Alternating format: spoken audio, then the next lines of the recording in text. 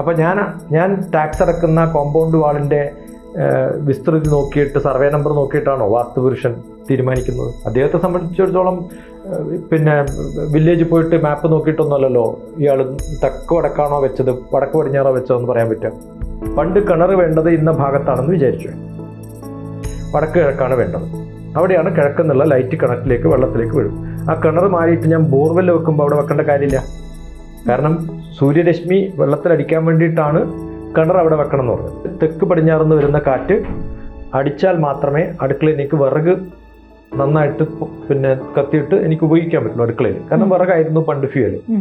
ഇന്ന് അത് മാറ്റിയിട്ട് ഞാൻ ഗ്യാസ് സ്റ്റവ് വെക്കുന്ന സമയത്ത് കാറ്റടിച്ചാലാണ് പ്രശ്നം. ഡോക്ടർ TPS നമസ്കാരം. ABC മലയാളം ജ്യോതിഷത്തിലേക്ക് സ്വാഗതം. വാസ്തു നോക്കേണ്ട ആവശ്യമുണ്ടോ വീട് പണിയുമ്പോൾ? വാസ്തു എന്ന് പറഞ്ഞാൽ വാസ്തുപുരുഷനാണെങ്കിൽ വാസ്തുപുരുഷൻ നമ്മളെ നോക്കുന്ന പറയുന്നത്. നമ്മൾ വാസ്തു നോക്കേണ്ട കാര്യം ഈ വീട് വെക്കുമ്പോഴെന്നാണ് പറയുന്നത്. വാസ്തു എന്ന് പറഞ്ഞാൽ വീട്ടിനല്ല. വാസ്തു വീടിന് ചുറ്റുമുള്ളൊരു ശാസ്ത്രമാണ്. അത് വീട്ടിലേക്ക് ചുരുങ്ങരുത്. ഇപ്പൊ ഡ്വെല്ലിങ്സ് എന്നാണ് ഇംഗ്ലീഷിൽ വാക്ക് ഉപയോഗിക്കുകയാണെങ്കിൽ അതാണ് എളുപ്പമെങ്കിൽ. വീടിന് ചുറ്റുമുള്ള സംഭവങ്ങൾ. ഇപ്പൊ എനിക്ക് ചുറ്റും വീട്ടിനകത്താണോ കിണർ പുറത്താണോ? പുറത്താണ്. അപ്പം കിണർ എവിടെ വെക്കണം എന്ന് പറയുന്നത് വാസ്തുവിൽ പറഞ്ഞിട്ടുണ്ടെങ്കിൽ വീട്ടിനെ കുറിച്ച് മാത്രമല്ലല്ലോ. മരങ്ങൾ എവിടെ നടണം, ഏത് ഭാഗത്ത് നടണം, ഇതൊക്കെ ഒരു കാലത്ത് ഡിഫൈൻ ചെയ്ത കാലത്ത് ഉപയോഗിച്ചിരുന്ന മരങ്ങൾ, ഉപയോഗിക്കുന്ന സ്ഥലങ്ങൾ, ഇതൊക്കെ വ്യത്യസ്തമായിരുന്ന കാലത്ത് വാസ്തു വളരെ നിർബന്ധമായിട്ടും പാലിക്കണം എന്ന നിയമങ്ങളൊക്കെ ഉണ്ടായിരുന്ന, അതും എല്ലാവർക്കും വേണ്ട, അത്തരം ക്രിയകൾ കർമ്മങ്ങൾ ചെയ്യുന്ന ആൾക്കാർക്ക് അത് അത്യാവശ്യമായിരുന്നു. കാരണം അവരെ കൊണ്ട് ജനങ്ങൾക്ക് ഉപകാരമുണ്ട്. ഇൻഡിവിജ്വലായിട്ട് സെൽഫിഷായിട്ട് എവിടെയെങ്കിലുമൊക്കെ ചെറിയ ഷെഡ് വെച്ച് നടത്തുന്നവർക്കൊന്നും ഇത് ആവശ്യമില്ല. അപ്പം നമ്മൾ പറയാ അടുക്കള ഇന്ന ഭാഗത്ത് വേണം, പൂജാമുറി ഇന്ന ഭാഗത്ത് വേണം. ഏറ്റവും പാവപ്പെട്ടവന് ഒരു മുറിയാണ് അടുക്കളയും പൂജാമുറിയും കിടപ്പുമുറിയും വിസിറ്റേഴ്സ് റൂമും എല്ലാം ഒരു മുറി മാത്രമുള്ള എത്രയോ ആൾക്കാരുണ്ട്. അവർക്ക് എങ്ങനെ വാസ്തു ഉണ്ടെന്ന് പറയാൻ പറ്റുമോ? ഇല്ല. വാസ്തുപ്രകാരം പാത്രം കഴുകുന്നതും വിസർജ്യം നടത്തുന്നതും എന്ന് വെച്ചാൽ കക്കൂസും കുളിമുറിയും ടോയ്ലറ്റും ബർത്തൻ വാഷ് ചെയ്യുന്ന സ്ഥലം പോലും വീട്ടിന് പുറത്ത് വേണം. അപ്പൊ ഇന്ന് അങ്ങനെ ഒരു നിയമം വെച്ചാൽ നമ്മുടെ വീട്ടിലെ പാത്രം അടുത്ത വീട്ടിൽ പോയിട്ട് കഴുകേണ്ടി വരില്ലേ? കാരണം വീട് തുറന്നു കഴിഞ്ഞാൽ അടുത്ത വീടെത്തി. അത് 8 ഫീറ്റെങ്കിലും ദൂരെ വേണം എന്നൊരു നിയമം വെച്ചാൽ ഏത് വീട്ടിലെ എറണാകുളത്ത് 8 ഫീറ്റ് ബാക്കി സ്ഥലം വിട്ടിട്ടുണ്ടാവുക? ഇപ്പോൾ അത് വീട്ടിനകത്തേക്ക് കക്കൂസും കുളിമുറിയും മാറ്റിയ സമയത്ത് അകത്ത് മാത്രമല്ല അറ്റാച്ച്ഡ് ബാത്റൂം എന്നാ പറയാ. We got attached to toilet. അപ്പൊ അറ്റാച്ച്ഡ് ആയിരുന്നല്ലേ അർത്ഥം. അപ്പൊ ഏതിനോടാണ് നമ്മുടെ അറ്റാച്ച്മെന്റ്? ബാത്റൂമിനോടാണ്. അപ്പൊ അങ്ങനെ ബാത്റൂമിന്റെ ഒരു അറ്റാച്ച്മെന്റ് ഏത് പുസ്തകത്തിലാണ് പറഞ്ഞിട്ടുള്ളത്? ഏത് വാസ്തു ഗ്രന്ഥത്തിലാണ് വീട്ടിനകത്ത് ശൗച്യമുറികളാവാം എന്ന് പറഞ്ഞിട്ടുള്ളതെന്ന് ചോദിച്ചാൽ പാടില്ല. അങ്ങനെ ഒരു സ്വഭാവം ഉണ്ടായിരുന്നില്ല. അപ്പൊ അതൊക്കെ മാറ്റിയിട്ടുണ്ട്. അതൊക്കെ മാറ്റിയ സമയത്ത് പിന്നെ എന്തിനാ വാസ്തു നോക്കണേ? ഓൾറെഡി എന്തുകൊണ്ടാണ് ഈ വാസ്തു എന്ന് പറയുന്ന ഒരു ശാസ്ത്രം വന്നത്? അല്ല, വാസ്തുശാസ്ത്രം എന്ന് പറയുന്നത് വാസ്തുശാസ്ത്രം ഇൻഡിപെൻഡന്റ് അല്ല. ആഗമശാസ്ത്രം എന്ന ശാസ്ത്രമാണ് ഒറിജിനൽ. ആഗമശാസ്ത്രം എന്ന് പറഞ്ഞാൽ ഒരു സിറ്റി എങ്ങനെ കൺസ്ട്രക്ട് ചെയ്യണം എന്നാണ്. അതിൽ ക്ഷേത്രത്തിന് പ്രാധാന്യമുണ്ട്. ആ ക്ഷേത്രം, അതിനു ചുറ്റുമുള്ള വീടുകൾ, ഇതെല്ലാം കൂടി ചേർന്നിട്ടുള്ളതാണ് ഒരു കൺസ്ട്രക്ഷൻ ഓഫ് എ സിറ്റി. അതിൽ ഇന്ന ഭാഗത്ത് പൂജാരി വേണം, ക്ഷത്രിയന്മാരുടെ വീടാണെങ്കിൽ ഇങ്ങനെയാണ് വേണ്ടത്, ബാർബർമാർക്ക് ഇങ്ങനെയൊക്കെയാണ് വേണ്ടത്. അങ്ങനെ വ്യത്യസ്തമായിട്ടുള്ള ഒരു സമൂഹം കെട്ടിപ്പടുക്കുന്ന സമയത്ത് ഉണ്ടായിട്ടുള്ള ചില നിയമങ്ങളാണ്. അത് എല്ലാവർക്കും വ്യത്യാസമുണ്ട്. ഈ വാസ്തുശാസ്ത്രം ശരിയല്ല, തെറ്റാണെന്നാണോ? അല്ല, അത് ഓരോ കാലത്തിനും അനുസരിച്ച് മാറ്റങ്ങൾ വരുത്തേണ്ടതാണെന്നാണ് നമ്മൾ അറിയേണ്ടത്. ഇപ്പം നോക്കേണ്ട വാസ്തു ഏത് വാസ്തു ആണെന്ന് ചോദിച്ചാൽ അതുകൊണ്ടാണ്. അപ്പം നമ്മൾ വാസ്തുപുരുഷന്റെ പിക്ചറൊക്കെ വരച്ചിട്ട് ഇവിടെയാണ് ഇങ്ങനെയാണ് വാസ്തുപുരുഷൻ മലന്ന് കിടക്കുന്നത്, കവന്ന് കിടക്കുന്നതൊക്കെ പറയുന്നു. വടക്ക് കിഴക്ക് ഇന്ന സാധനം പാടില്ല എന്ന് പറയുന്നൊരു നിയമം. ഞാൻ ചോദിക്കുന്നത്, ഒരു പ്ലോട്ട് വരച്ചിട്ട് അതിൻ്റെ വടക്ക് കിഴക്ക് ഇവിടെയാണെങ്കിലേ അവിടെ ബാത്റൂം പാടില്ല എന്ന് പറഞ്ഞു എന്ന് വിചാരിക്കേ. അങ്ങനെയാണെങ്കിൽ അടുത്ത വീട്ടുകാരൻ്റെ തെക്ക് വടക്ക് പടിഞ്ഞാറല്ലേ അത്, അവിടെ പാടുമോ? അപ്പം ഞാൻ ടാക്സ് അടക്കുന്ന കോമ്പൗണ്ട് വാളിൻ്റെ വിസ്തൃതി നോക്കിയിട്ട് സർവേ നമ്പർ നോക്കിയിട്ടാണോ വാസ്തുപുരുഷൻ തീരുമാനിക്കുന്നത്? അദ്ദേഹത്തെ സംബന്ധിച്ചിടത്തോളം പിന്നെ വില്ലേജിൽ പോയിട്ട് മാപ്പ് നോക്കിയിട്ടൊന്നുമല്ലല്ലോ ഇയാൾ തെക്ക് വടക്കാണോ വെച്ചത് വടക്ക് പടിഞ്ഞാറോ വെച്ചതെന്ന് പറയാൻ പറ്റുക.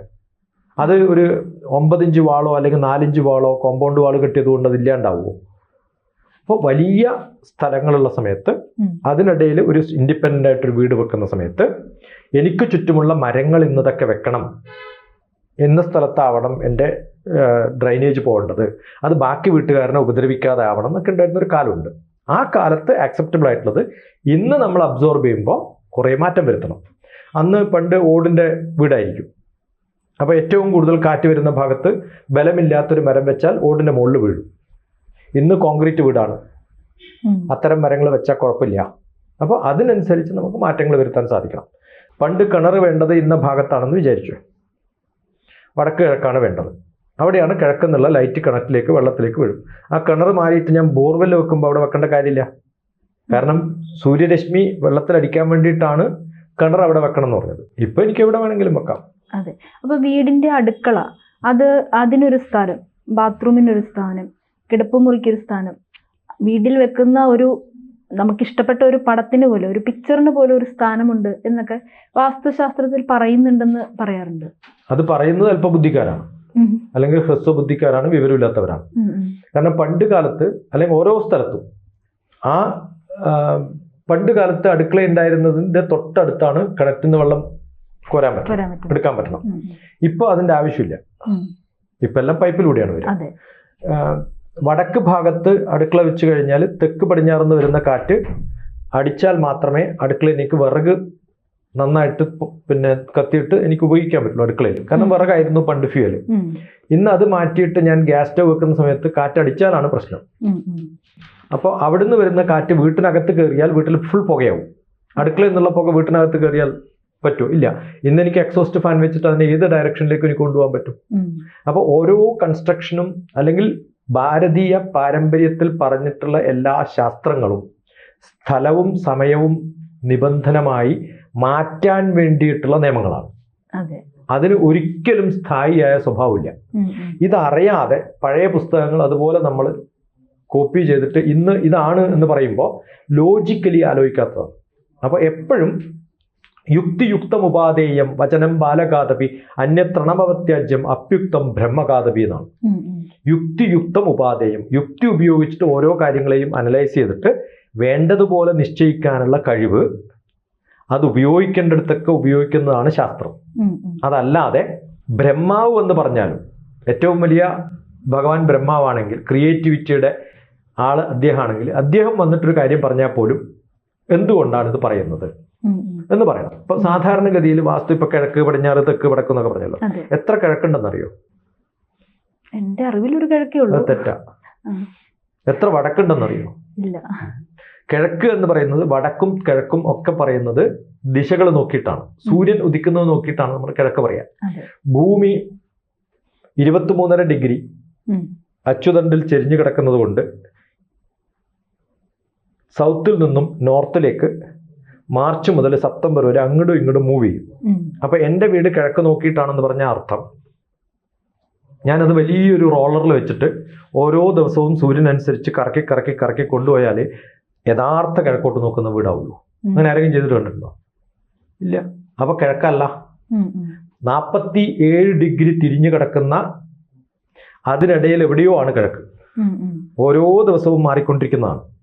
നോർത്ത് എന്ന് പറയുന്നത് ഈ കിഴക്കിൽ നിന്ന് 90 ഡിഗ്രി വരച്ചാൽ കിട്ടുന്നതാണ് നോർത്ത്, വടക്ക്. അത് ട്രൂ നോർത്ത് എന്നാ പറയാ.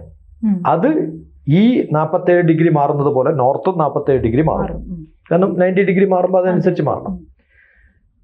യഥാർത്ഥമായിട്ട് ഭൂമിയുടെ നോർത്ത് പോളും സൗത്ത് പോളും ഈ 47 ഡിഗ്രി മാറുന്നത് പോലെ നോർത്ത് പോളും സൗത്ത് പോളും മാറില്ല.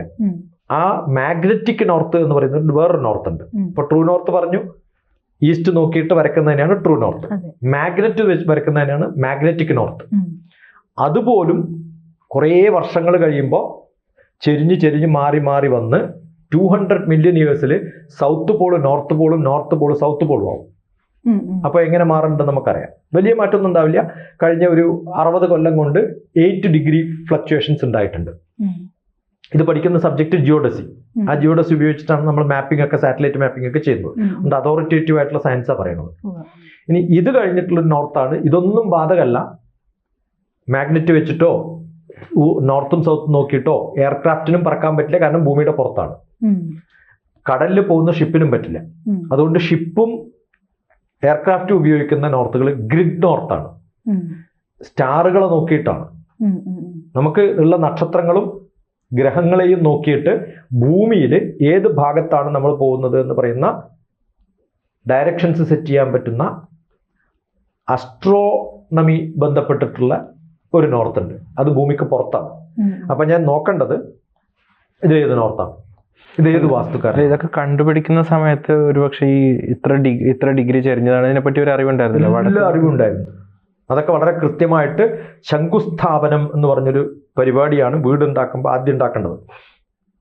അതിന് ചെയ്യുന്നത് കൃത്യമായിട്ട് ഒരു ട്രയാങ്കിൾ ഉള്ള ഒരു സ്റ്റാൻഡ് ഉണ്ടാക്കി അതിൻ്റെ ഷാഡോ നോക്കിയിട്ട് വരച്ചിരുന്നു. ഈ പണ്ട് എന്ന് പറയുന്നത് നമ്മുടെ നക്ഷത്രങ്ങളുടെയും നിഴലുകളുടെയും നിഴല് വീഴേണ്ട ഗ്രഹങ്ങളുടെയും അതിനുവേണ്ട ക്ഷേത്രങ്ങളുടെയും നിഴലില്ലാതെ ഉണ്ടാക്കേണ്ട ക്ഷേത്രങ്ങളും ഒക്കെ ഉണ്ടാക്കിയത് 1000-2000 കൊല്ലങ്ങൾക്ക് മുമ്പാണ്. അപ്പോൾ ഭാരതത്തിൽ ഇതിനുള്ള സ്ട്രക്ചറുകൾ ഉണ്ടാക്കാൻ ഒരു കാലത്ത് സാധിച്ചിട്ടുണ്ടെങ്കിൽ നമ്മുടെ ഡൽഹിയിലും അവിടെ പല സ്ഥലത്തും ഉള്ള നക്ഷത്രങ്ങളെ വാച്ച് ചെയ്യാൻ പറ്റുന്ന ഒബ്സർവേറ്ററികൾ ഉണ്ടാക്കിയിട്ടുള്ള രാജ്യമാണിത്. അപ്പോൾ ഇതൊക്കെ പണ്ട് കാലത്തെ ഉണ്ടായിട്ടുണ്ട്, ഭാരതത്തിൽ പണ്ട് കാലത്തെ ഉണ്ടായിട്ടുണ്ട്, നല്ലപോലെ ഉണ്ടാക്കിയിട്ടുണ്ട്. ഷാഡോ വീഴേണ്ടതും ഷാഡോ വീഴാണ്ടിരിക്കേണ്ടതും, എത്രത്തോളം സൂര്യൻ ഈ 47 ഡിഗ്രി ആയാലും ഒരിക്കൽ പോലും നിലത്ത് ഷാഡോ വീഴാത്ത ക്ഷേത്രങ്ങൾ തമിഴ്നാട്ടിൽ എത്രയോ കൊല്ലം മുമ്പ് ഉണ്ടാക്കിയിട്ടുണ്ട്. ഇതൊക്കെ പണ്ട് കാലത്തെ പഠിച്ചിട്ടുള്ളതാണ്. അപ്പൊ അങ്ങനെ നോക്കുമ്പോൾ നമ്മൾ കിഴക്കിന് അഭിമുഖമായി പ്രധാന വാതിൽ കണക്കാക്കി പണിത ഒരു വീട്. അപ്പൊ ഇതുപോലെ കാലഘട്ടം മാറുന്നതനുസരിച്ച് അതിന്റെ ആ ഒരു കിഴക്ക് ഒരു കൊല്ലത്തിനിടയിൽ തന്നെ 47 ഡിഗ്രി മാറും. അപ്പൊ അതിലപ്പോ എന്താണ് 6 മാസത്തിൽ. അപ്പൊ ഇതൊക്കെ ചുമ്മാ പറയുന്നതാ. അതുകൊണ്ട് അങ്ങനെ കടും വാശി പിടിച്ചിട്ട് ചെയ്യേണ്ട കാര്യമല്ലെന്നാണ് ഞാൻ പറഞ്ഞത്. ഈ പറഞ്ഞ തരത്തിലുള്ള ഇന്ന ഭാഗത്ത് ഇന്നത് വേണമെന്ന് പറഞ്ഞ് അഗ്രഹാരങ്ങൾ എന്ന് പറയുന്നത് ക്ഷേത്രത്തിന് ചുറ്റും നടക്കുന്ന, അല്ലെങ്കിൽ അവിടെ ക്ഷേത്രത്തിന് പിന്നെ ആവശ്യമായിട്ടുള്ള ജോലിക്കാർക്കൊക്കെ താമസിക്കാൻ കൊടുക്കുന്ന ഇപ്പോഴുള്ള അപ്പാർട്ട്മെന്റ് അല്ലെങ്കിൽ ലേബർ ക്യാമ്പ് എന്നൊക്കെ പറയുന്ന പോലെ പറയാൻ പറ്റുന്ന അഗ്രഹാരങ്ങൾക്കൊന്നും വാസ്തു ഇല്ല എന്ന് എഴുതി വെച്ചിട്ടുണ്ട്. അപ്പൊ എന്തുകൊണ്ടാണ് വാസ്തു ദോഷങ്ങൾ ഉണ്ടാകുന്നത്? ഈ ദോഷങ്ങളൊന്നുമില്ല. ഇതൊക്കെ നമ്മൾ എല്ലായിടത്തും എനർജികളിൽ വ്യത്യസ്തമായ സങ്കല്പങ്ങളുണ്ട്. ആ സങ്കല്പങ്ങൾ ഏത് സ്ഥലത്തും ഉണ്ടാവും. അത് നമ്മൾ റിവൈസ് ചെയ്തുകൊണ്ടേയിരിക്കണം. ഇപ്പോൾ ഒരു സ്ഥലത്ത് ഒരു വീടുണ്ടാക്കിയാൽ അതിന് പ്രശ്നങ്ങളൊന്നുമില്ല എന്ന് സ്ഥിരമായിട്ട് പറയാൻ പറ്റില്ല. അങ്ങനെയാണെങ്കിൽ പണ്ട് കാലത്തുള്ള രാജാക്കന്മാരുടെ കൊട്ടാരം ഇപ്പോഴും അതുപോലെ നിലനിൽക്കണ്ടേ? അതുപോലെ കുടുംബത്തിലെ അംഗങ്ങൾ തമ്മിലുള്ള ബന്ധം. ഇപ്പം ഇത് നോക്കാണ്ടാണോ മഹാഭാരതത്തിൽ ഉണ്ടായിരുന്ന കൗരവന്മാരും പാണ്ഡവന്മാരും അടികൂടിയത്? വാസ്തുപുരുഷന്മാരായിരുന്ന ജ്യോതിഷത്തിന്റെ ചക്രവർത്തിയായിരുന്ന ഗണിത ജ്യോതിഷ ചക്രവർത്തി PPK പൊതുവാൾ പോലും അസുഖമായിട്ട് കിടന്നിട്ടുണ്ട്. അപ്പൊ ഇതൊന്നും നമുക്ക് പൂർണ്ണമായിട്ടും ഒരു സമയത്ത് ഉണ്ടാക്കിയിട്ടുള്ള ബിൽഡിങ്ങിന് അതിൻ്റെതായ കാലം കൊണ്ട് മാറ്റങ്ങൾ ഉണ്ടാവും. അപ്പോൾ ഇത് ഡൈനാമിക് ആണ്, ഒരു സ്റ്റാറ്റിക് ആയിട്ട് നിൽക്കുന്ന ഒരു സംഭവം അല്ല. അങ്ങനെ ഉറപ്പില്ലാത്തൊരു കാര്യം ശരിക്കും നമ്മൾ നോക്കേണ്ട ആവശ്യമുണ്ടോ? നമ്മൾക്ക് കുളിച്ചു കഴിഞ്ഞാൽ ശുദ്ധമാവും വിചാരിച്ച് ഒരു പ്രാവശ്യം കുളിച്ചാൽ മതിയോ? പിന്നെയും അശുദ്ധമാവുന്നുണ്ടോണ്ട് കുളിക്കണ്ടെന്ന് ആരെങ്കിലും പറയാറുണ്ടോ? ഇല്ല. നമ്മൾ ചെയ്യാനുള്ള ആ സമയത്ത് ചെയ്യാനുള്ള ഏറ്റവും നല്ല മാർഗമായിട്ട് ചെയ്യാൻ പറ്റുന്ന കാര്യങ്ങളൊക്കെ നമ്മൾ ചെയ്യണം. അത് തെറ്റാന്നല്ല ഞാൻ പറയുന്നത്. പക്ഷെ അതിന് സ്ഥായിയായ ഒരു സ്വഭാവവും സ്ഥായിയായ തരത്തിലാണ് ഇത് എന്ന് കൃത്യമായിട്ട് എഴുതി വെക്കുമ്പോഴാണ് കുഴപ്പം. ഈ കുടുംബാംഗങ്ങൾ അല്ലെങ്കിൽ കുടുംബത്തിലെ ഒരു അംഗത്തിന് ഒരു അവിഹിത ബന്ധങ്ങൾ, ഇതൊക്കെ ഈ വാസ്തുവില് കണക്കുകൾ ശരിയല്ലെങ്കിൽ ഉണ്ടാവും. അത് കൃത്യമായിട്ട് എഴുതി വെക്കാൻ കാരണം ഇപ്പൊ നമ്മൾ സാധാരണഗതിയിൽ പണ്ടുണ്ടായിരുന്ന കട്ട്ല എന്ന് പറഞ്ഞാൽ കതകിന്റെ ഫ്രെയിം, ആ ഫ്രെയിമിന്റെ ഒരു ഷട്ടർ ഉണ്ട്. ആ ഷട്ടർ എന്ന് പറയുന്നത് പണ്ട് മരമായിരുന്നു. കതകും ഷട്ടറും രണ്ടും മരമാവുമ്പോൾ ഒരേ മരമല്ലെങ്കിൽ അത് എക്സ്പാൻഷനും വിള്ളലുകളും കാലം അനുസരിച്ച് ഈ കാലാവസ്ഥ അനുസരിച്ച് കട്ട്ല എന്ന് പറയുന്ന സാധനമാണോ? കട്ട്ല എന്ന് പറയുന്ന ഫ്രെയിം, ആ ഫ്രെയിമിന് അടക്കുന്ന ഷട്ടർ കതക്. ആ കതകും കട്ട്ലയും തമ്മിലുള്ള മരങ്ങൾ വ്യത്യസ്തമാണെങ്കിൽ എക്സ്പാൻഷൻ കോൺട്രാക്ഷൻ കൂടുമ്പോൾ ചൂട് കാലത്തും തണുപ്പ് കാലവും മാറി വരുന്ന എക്സ്ട്രീം എൻഡുള്ള കേരളം പോലുള്ള സ്ഥലത്ത് അടക്കാൻ പറ്റാണ്ടാവും. അതുകൊണ്ടാണ് പഴയ വീടുകളൊക്കെ അടക്കുന്ന സമയത്ത് ചിലപ്പോൾ അടക്കാൻ പറ്റില്ല. കുറച്ച് കഴിയുമ്പോൾ അടുത്ത വേനൽക്കാലം വരുമ്പോഴത്തേക്ക് അതിന് ഗ്യാപ്പ് വരും. അങ്ങനെ ഉണ്ടായാൽ ശ്രദ്ധിക്കണം എന്ന് പറയണമെങ്കിൽ എന്ത് ചെയ്യും? അവര് ഒരു നെഗറ്റീവ് സ്റ്റേറ്റ്മെന്റ് അടിച്ചിട്ട് ഇങ്ങനെയായാൽ ഈ അസുഖം ഈ പ്രശ്നങ്ങളൊക്കെ ഉണ്ട് വീട്ടിലെന്ന് പറയും. അത് ആ കാലത്ത് അങ്ങനെ ആയതുകൊണ്ട് ഈ കാലത്ത് ഞാൻ ഉപയോഗിക്കുന്ന സ്റ്റീലിന്റെ ഫ്രെയിമും അതിനടക്കാൻ ഉപയോഗിക്കുന്നത് സാധാരണഗതിയിൽ നവോപാനോ അല്ലെങ്കിൽ ഏതെങ്കിലും ഇപ്പോഴുള്ള സീസൺഡ് ഫാക്ടറി വുഡുകളും ആണെങ്കിൽ ഇത് ബാധകമല്ല. അപ്പൊ ഇത് ഭയപ്പെടുത്താൻ വേണ്ടി പറയുന്നതാണ്. 2 അടുക്കള ഉണ്ടെങ്കിൽ ഭർത്താവിന് സ്വഭാവ ദൂഷ്യം 2 ഭാര്യമാരുണ്ടെന്ന് പറയാം. ഇന്ന് 2 അടുക്കളയുള്ള 4 അടുക്കളയുള്ള വീട് ഉണ്ടാവില്ലേ? ഇന്ന് 4 ഭാര്യമാരുണ്ടാവുന്നുണ്ട്. ഇല്ല. ഇതൊക്കെ ഓരോ തരത്തില് ആൾക്കാരെ ഭയപ്പെടുത്താൻ വേണ്ടിയിട്ട്. അപ്പൊ നമ്മൾ സാധാരണ ഓടണ്ട വീഴെന്ന് പറയും. ഓടിയ വീഴുന്ന ഉറപ്പുണ്ടോ നമുക്ക്? ഇല്ല. അത് ഭയപ്പെടുത്താൻ വേണ്ടി പറയുന്നതാണ്. ഒരാൾ ചെയ്യരുത് എന്നുള്ളതിന് വളരെ എംഫാറ്റിക്കലി നമ്മൾ പറയുന്ന ഒരു സാധനമാണ് ഇത്തരം ഭയപ്പെടുത്തുന്ന സംഭവങ്ങൾ. ഇപ്പം ആൽമരത്തിന് ചുറ്റും ഉച്ചയ്ക്ക് ശേഷം പ്രദക്ഷിണം വെക്കരുത് എന്നാണ് പറയാം. വെച്ചു കഴിഞ്ഞാൽ കുഴപ്പമൊന്നുമില്ല. രാവിലെ പ്രദക്ഷിണം വെച്ചാൽ ഗുണം കൂടുതൽ ഉണ്ടാവും, ഉച്ചയ്ക്ക് ശേഷം ഗുണമുണ്ടാവില്ല എന്ന് പറയുന്നതിന് പകരം എന്താ പറയാ? ഉച്ചയ്ക്ക് ശേഷം വെക്കരുത് എന്നാണ് പറയാ. അത് ഇപ്പം എന്നോട് ഓടരുത് വീഴും എന്ന് പറയുന്ന അതേ അമ്മ അത്യാവശ്യമായിട്ടൊരു ഗസ്റ്റ് വരുമ്പോൾ മോനെ ഓടിപ്പോയിട്ട് പഞ്ചസാര മേടിച്ചോണ്ടെന്ന് പറയാറുണ്ട്. അപ്പൊ നേരത്തെ അല്ലേ വീഴുന്നു പറഞ്ഞു, ഇപ്പൊ എന്താ അത് ആവശ്യം കൊണ്ടാണ്. അപ്പൊ അത് എംഫാറ്റിക്കലി പറയുന്നത് ശ്രദ്ധിക്കണം, ആവശ്യമില്ല, അനാവശ്യമാണ് എന്നൊക്കെ പറയുന്നതിന് ഒരു നെഗറ്റീവ് സ്റ്റേറ്റ്മെന്റ് പറഞ്ഞ് ശീലിച്ചതുകൊണ്ട് പറ്റിയ അബദ്ധങ്ങളാണ്. ഇതൊന്നും കൃത്യമായിട്ട് എല്ലായിടത്തും എപ്പോഴും അനുഭവത്തിൽ വരുന്ന സംഭവങ്ങളല്ല. പക്ഷെ അത് പൂർണ്ണമായിട്ടും തെറ്റല്ല. എഴുതി വെക്കുമ്പോൾ അതിനൊരു ലോജിക്കൽ റീസൺ ഉണ്ടായിരുന്നു. ആ റീസൺ കണ്ടുപിടിച്ചിട്ട് ഇന്ന് അത് എങ്ങനെ ഉപയുക്തമാക്കണം എന്ന് അറിയണമെങ്കിൽ കുറച്ച് ലോജിക്കും കുറച്ച് ബുദ്ധിയും കുറച്ച് ജ്ഞാനവും കുറച്ച് ശാസ്ത്രവും ഒക്കെ അറിയണം. അതറിയാത്തവർ ഇത് പഴയ സംഭവം കോപ്പി ചെയ്ത് അതുപോലെ പറയും. അതാണ് ഈ പ്രശ്നം. അപ്പം നമ്മൾ മുമ്പ് മതങ്ങളുടെ കാര്യം പറഞ്ഞതുപോലെ തന്നെ ഇതുപോലെ മതങ്ങളെ നമുക്ക് എങ്ങനെ വേണമെങ്കിലും കാലഘട്ടത്തിനനുസരിച്ച് മാറ്റിമറിക്കാമെന്ന് അങ്ങ് തന്നെ പറഞ്ഞു. അതുപോലെ തന്നെ ഇതുപോലുള്ള ശാസ്ത്രങ്ങളും കാലഘട്ടത്തിനനുസരിച്ച് മാറ്റാവുന്ന എല്ലാ സംഭവങ്ങളും അങ്ങനെ മാറ്റണമെന്നാണ്.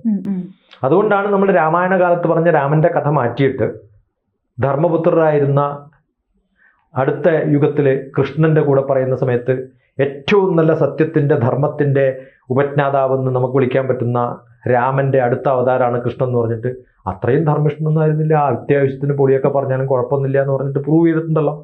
ആ കാലത്ത് അത് ശരിയാണ്, പക്ഷെ ഈ കാലത്ത് ഇതാണ് ശരി. അപ്പൊ ഈ വാസ്തുശാസ്ത്രം ഒരുപാട് നമ്മൾ അതിനെപ്പറ്റി ഭയപ്പെടേണ്ട കാര്യമില്ലെന്ന് തന്നെ. ഭയപ്പെടേണ്ടതല്ല ഇത്. അതിന് എനർജി ഫ്ലോയിൽ വല്ല വ്യത്യാസങ്ങളൊക്കെ ഉണ്ട്, കുഴപ്പങ്ങളൊക്കെ ഉണ്ടെങ്കിൽ അതിനെ റെക്ടിഫൈ ചെയ്യാൻ പറ്റുന്ന പുതിയ വ്യത്യസ്തമായിട്ടുള്ള കാര്യങ്ങൾ നമുക്ക് ചെയ്യാൻ പറ്റും. ഇത് മാത്രമല്ല, നമ്മളിപ്പോൾ ഒരാളുടെ നല്ല വണ്ടിയാണെന്ന് വിചാരിക്കാം. അങ്ങനെയാണെങ്കിൽ എനിക്ക് ഏത് റോഡിൽ ഓടിക്കാൻ പറ്റും? ഇല്ല. റോഡ് നന്നാവണ്ടേ? അപ്പൊ ഓടിക്കുന്ന റോഡാണ് വാസ്തു. ഞാൻ ഉപയോഗിക്കുന്ന കാറാണ് എൻ്റെ അസ്ട്രോളജി, ഹോറോസ്കോപ്പ്. ഇത് രണ്ടും നന്നായി ഇരിക്കും. നല്ല റോഡും ഉണ്ട്, നല്ല കാറും ഉണ്ട്. ഓടിക്കാൻ പറ്റും. എനിക്ക് ഡ്രൈവിംഗ് അറിയണം. അപ്പൊ ഏറ്റവും അത്യാവശ്യം എന്ന് പറയുന്നത് എന്താണ്? എൻ്റെ കർമ്മമാണ്, എൻ്റെ കഴിവാണ്. ആ കഴിവ് കുറഞ്ഞവർക്ക് എത്ര നല്ല റോഡ് കിട്ടിയിട്ടും കാര്യമില്ല, എത്ര നല്ല കാറ് കിട്ടിയിട്ടും കാര്യമില്ല. ഇനി കഴിവ് കുറച്ച് കുറവാന്ന് വിചാരിക്കും, മാനേജ് ചെയ്യാനൊക്കെ എനിക്കറിയാം. ഒരുവിധം ഒപ്പിക്കാൻ പറ്റുന്ന ഒരു കാറ് കിട്ടി, ഒരുവിധം ഒപ്പിക്കാൻ പറ്റുന്ന റോഡും കിട്ടിയാലും എൻ്റെ കാര്യം നടക്കും. എനിക്ക് എത്തേണ്ടടുത്തൊക്കെ എത്താം. അപ്പോൾ വാസ്തു എന്ന് പറയുന്ന റോഡിലൂടെ അസ്ട്രോളജി എന്ന് പറയുന്ന എൻ്റെ ജന്മം കൊണ്ട് കിട്ടിയിട്ടുള്ള എൻ്റെ ബേസിക് ആയിട്ടുള്ള എൻ്റെ ഒരു ഡെഫിനേഷൻ, അതാവുന്ന കാറ് എനിക്ക് ഓടിക്കണമെങ്കിൽ എനിക്ക് അത്യാവശ്യമായിട്ട് വേണ്ടത് കർമ്മം, കഴിവാണ്.